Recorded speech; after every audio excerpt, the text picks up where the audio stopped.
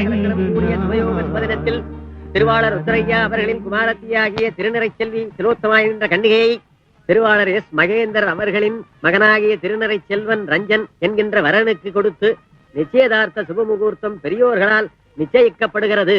திருமண தேதி இரு வீட்டாரின் சம்மதப்படி விரைவில் முடிவு செய்யப்படும். சுபம் சுபம் சுபம்.